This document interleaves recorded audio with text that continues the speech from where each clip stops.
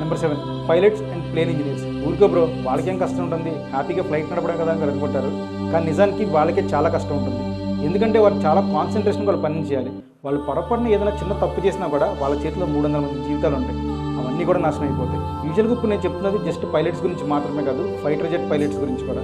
ఈ fighter jet pilots or captains పెద్ద పెద్ద యుద్ధాల్లో పార్టిసిపేట్ చేయాలి. మిసైల్స్ని వదలాలి, చుట్టూ పొగ కమ్ముకుని పోయి ఉంటుంది. వాళ్ళ సబార్డినేట్స్ అందరూ పక్కనే చనిపోతూ ఉంటారు.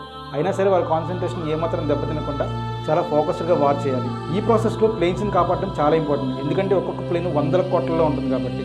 సో మన గవర్నమెంట్కి నష్టం కలిగించకుండా ఆ ప్లేన్ని ప్రొటెక్ట్ చేసుకుంటూ వాళ్ళు యుద్ధం చేయడం ఎంతో ఇంపార్టెంట్.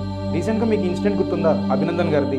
ఆయన కూడా ఇండియాలో ఫ్లైట్ తీసుకుని వెళ్ళి పాకిస్తాన్లో పొరపాటున పడిపోయాడు. అలాగే కనుక జరిగితే ఇంకంతే సంగతులు. వాళ్ళని టార్చర్ పెట్టి మరీ చంపుతారు. అయినా కూడా ఆ ప్రొఫెషన్లో వాళ్ళు ఎందుకు కంటిన్యూ అవుతారు తెలుసా? ఆ పని అంటే వాళ్ళకి పిచ్చి ఉంటుంది కాబట్టి. ఒక్కసారి బయటికి వెళ్ళిన సైనికుడు మళ్ళీ తిరిగి ప్రాణాలతో వస్తాడన్న గ్యారంటీయే లేదు. ఇవన్నీ తెలిసి కూడా మిలిటరీలో జాయిన్ అవుతారు.